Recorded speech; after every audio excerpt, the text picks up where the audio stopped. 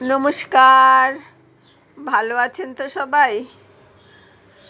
আজ আপনাদের কাছে চলে আসলাম নতুন একটা ভিডিও নিয়ে। সবাইকে স্বাগত এনজয় উইথ রিনিতে। ত্যাগ, সেবা, স্নেহ, সরলতা, দিব্য জ্ঞান দিয়ে যেন নির্মিত শ্রী শ্রী মার তনু।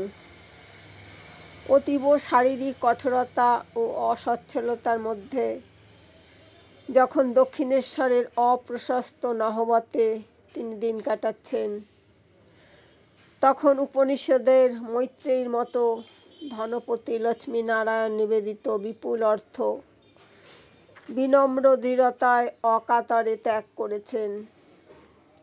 রামনাথ রাজপ্রতিনিধির আন্তরিক প্রার্থনাতেও তিনি রাজরত্নাগারের কানাকড়িটি পর্যন্ত গ্রহণ করেননি।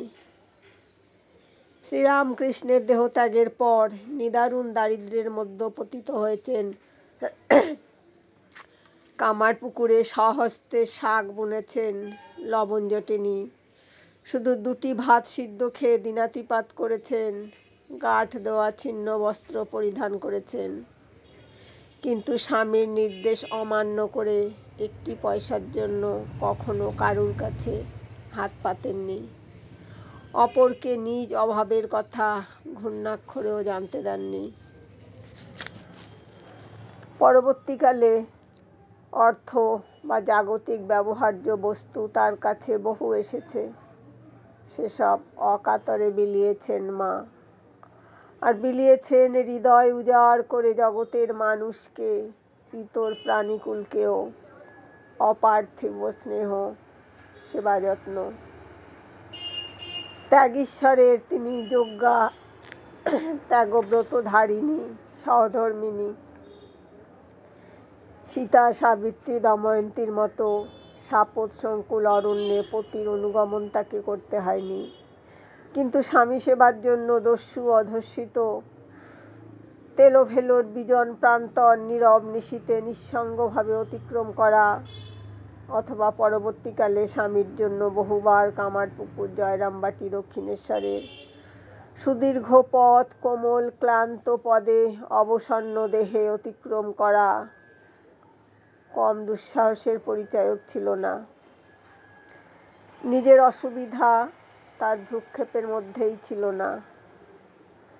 দক্ষিণেশ্বরে নহবতের খাঁচায় স্বামী, শাশুড়ি ও ভক্ত সেবায় দিন, মাস, বর্ষব্যাপী স্বেচ্ছায় সানন্দে সোৎসাহে বন্দি জীবন যাপন করেছেন। সেজন্য স্থায়ী বাত রোগ হয়েছে, কিন্তু তা সত্ত্বেও তিনি নির্বিকার। কলকাতার ভক্ত মেয়েরা নহবতের দরজায় দাঁড়িয়ে তাকে দেখত আর বলতো, আহা, কি ঘরেই আমাদের সীতালক্ষ্মী আছেন গো, যেন বনবাস গো। অরণ্যচারিণী সন্ন্যাসিনীর মতো, মীরাবাই বণ্ডালের মতো গভীর গহনে তপস্যা তিনি করেননি, কেননা প্রয়োজন হয়নি। কিন্তু যেখানেই থেকেছেন, সে স্থানকে, সে কুটিরকে, সে গৃহতলকে, প্রাসাদোপমট্টালিকাকে, অথবা পথিপার্শ্বের পান্থশালাটিকে পর্যন্ত পুণ্যভূমি, তপভূমিতে রূপান্তরিত করেছেন। সর্বত্রই তপস্যা ও নীরব প্রার্থনাময় জীবন তার।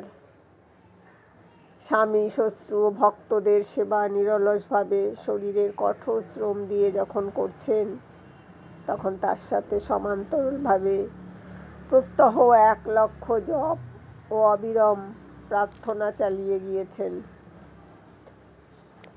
অন্যভাবেও সাধন করেছেন।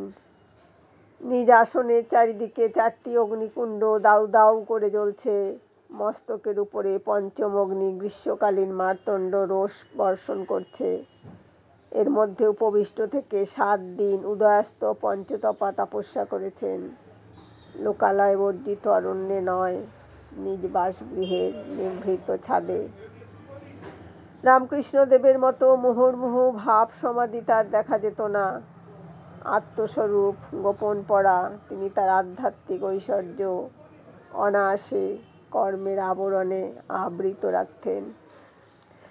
তবুও শ্রীরামকৃষ্ণের স্থূল দেহে অবস্থানকালেই ষোড়শী পূজার সময় নহবতে ধ্যান অবকাশে এবং পরবর্তী জীবনে বহুবার গভীর সমাধির ঘটনা মায়ের জীবনে ঘটেছে।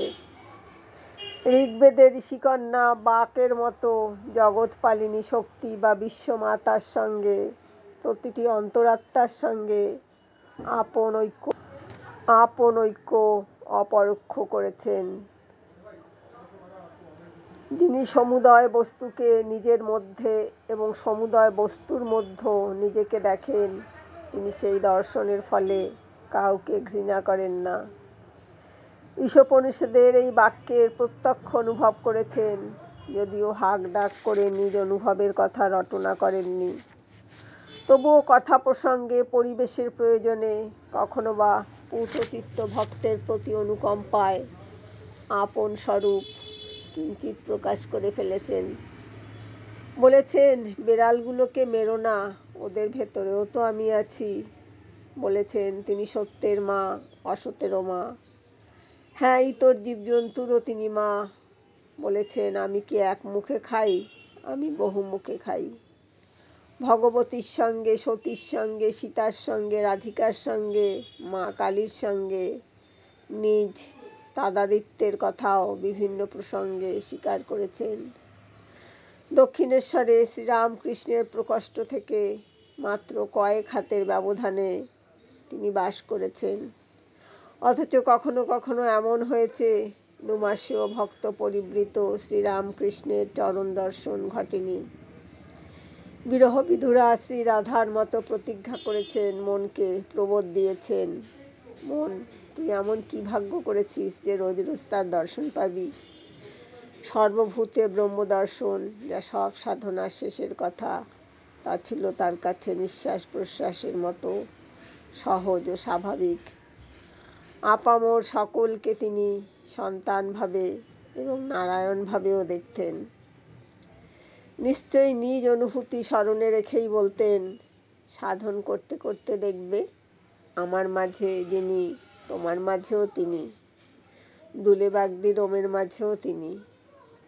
তার এক সময়কার অবস্থা সম্বন্ধে বলেছেন, নৈবেদ্য থেকে পিঁপড়েটাকে পর্যন্ত তাড়াতে পারিনে, ধয় যেন ঠাকুর খাচ্ছেন। এই অনুভূতিতে প্রতিষ্ঠিত ছিলেন বলেই তিনি দস্যু আমজাদ, গৃহভৃত্য গোপাল, অন্নবাড়ির চাকরানী ও অগণিত অনাহুত অবাহুতের সেবায় তিলে তিলে নিজ শরীর স্বাস্থ্য ধ্বংস করেছেন। সেবিতে হৃদয় আনন্দে ভরপুর করে দিয়েছেন এবং নিজেও আনন্দ খুঁজে পেয়েছেন এই নিঃশেষ আত্মত্যাগের মধ্যে। জগতের ইতিহাসে অনুরূপ দৃষ্টান্ত আর আছে কিনা জানা নেই।